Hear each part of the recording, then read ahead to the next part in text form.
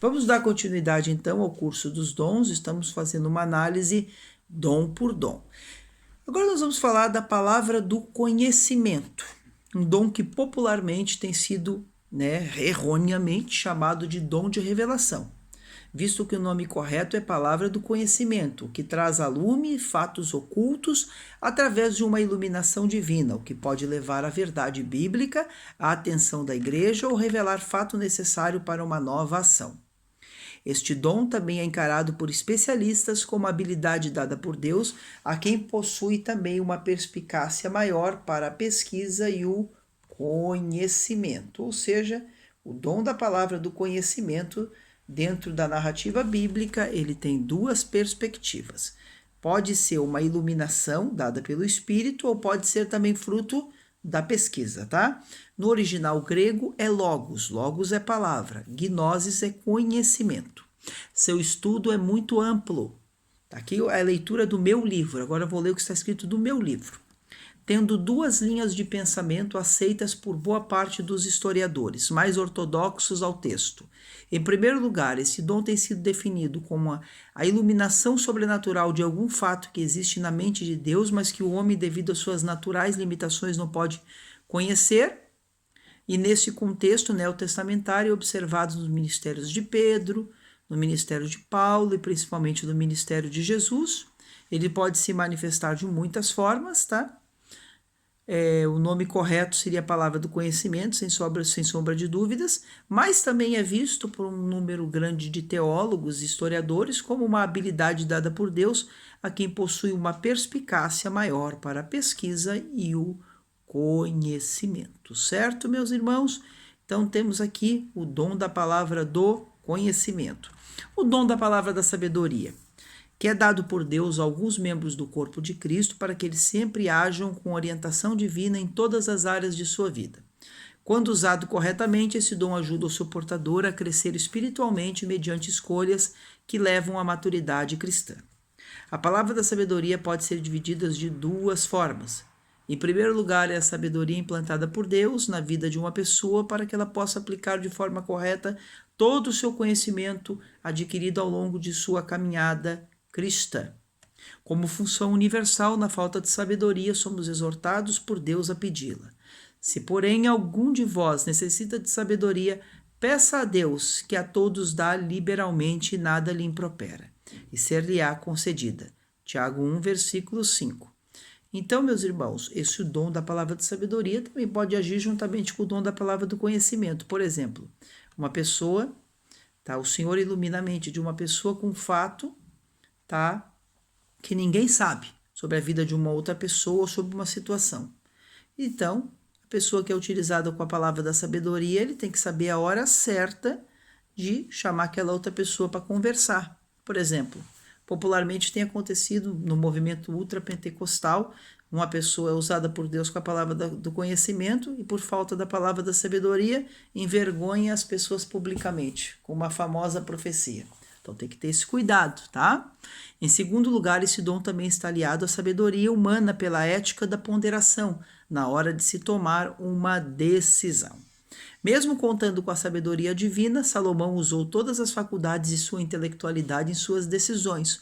Podemos tomar como exemplo o caso das duas mães, que lutavam por uma criança. Usando de paciência e longanimidade, Salomão chegou ao veredito correto, contando com a sabedoria divina e com o seu grande conhecimento, tomando uma decisão equilibrada, entregando a criança para a mãe verdadeira. Nos domínios do ministério cristão, esse dom pode se aplicar de várias formas, principalmente das duas que eu apliquei, que eu ensinei aqui, juntamente com o dom da palavra do conhecimento ou na tomada de decisões, tá? Então, são aspectos sobre a palavra da sabedoria. Sobre o ponto de vista prático, o dom da palavra da sabedoria é a capacidade dada por Deus para que quando alguém tiver a mente iluminada pelo Espírito Santo, por meio da palavra do conhecimento, use a sabedoria com o intuito de discernir a hora apropriada para servir com esse dom espiritual e também na regulação dos demais. Quando eu digo dos demais dons, alguma pessoa utilizada por Deus com um dom, ela tem que ter sabedoria. Por exemplo, você é utilizado por Deus com o dom do aconselhamento, que tem a ver com a exortação. você vai aconselhar uma pessoa com sabedoria. Você não vai aconselhar com falta dela, né? Com falta de ponderação.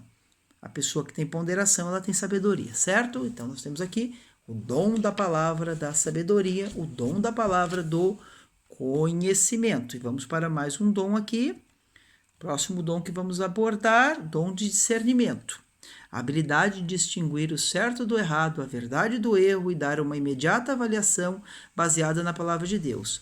A habilidade de discernir se a fonte de uma determinada experiência procede de Satanás, de uma pessoa ou do Espírito Santo. Temos aqui alguns aspectos do meu livro, tá? No grego, a palavra discernimento é diácrinos. Está lá escrito na primeira epístola de Paulo aos Coríntios, capítulo 14, versículo 29. Esse dom é concedido para que o seu portador saiba discernir as verdadeiras intenções das pessoas, distinguindo as operações do Espírito Santo das operações do espírito do erro e do espírito humano. Como função universal, todo cristão deve saber discernir o certo do errado. Mas, como o dom faz parte da provisão divina para proteger cristãos de qualquer nível de tipo de engano, manifestando-se em alguns deles em nível teológico, pelo discernimento bíblico, mediante a palavra, e em outros pode se manifestar de uma forma sobrenatural. Por exemplo, aqueles que são líderes numa igreja precisam ter discernimento. Aqueles que são líderes em um departamento de uma igreja ou em um ministério precisam ter discernimento. Aquele que prega tem que ter discernimento.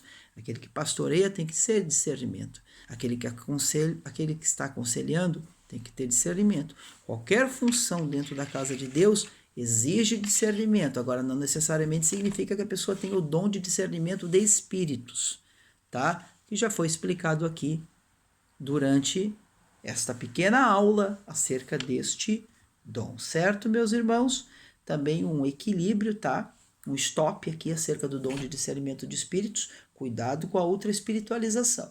Às vezes você olha para uma pessoa, você pensa que tem o dom de discernimento de espíritos, e até tem, mas pode naquele momento ter uma decisão, uma opinião equivocada, uma opinião um pouco radicalizada de algo que você acha, você não concorda com aquela atitude, aí por você não concordar com aquela atitude, você internaliza, aí quando você vai conversar com a pessoa, você já julga, você já espiritualiza tudo, como que antigamente pessoas iam na casa de outras, oravam e diziam da seguinte forma: Deus me mostrou que neste livro tem coisa ruim.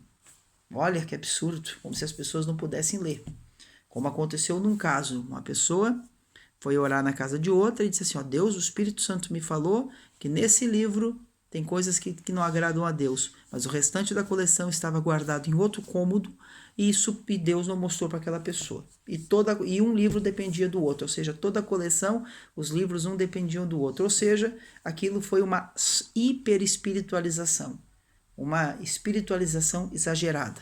Temos que se cuidar, temos que cuidar com essas espiritualizações exageradas, como pessoas que iam na casa de outras e diziam: nesse cômodo tem demônio, aqui tem demônio, ali tem demônio, acolá tem demônio. Isso é heresia, isso é exagero, isso é hiperespiritualização. Então tem que haver cuidado. O dom de discernimento de espíritos tem que ser exercido com cuidado e equilíbrio.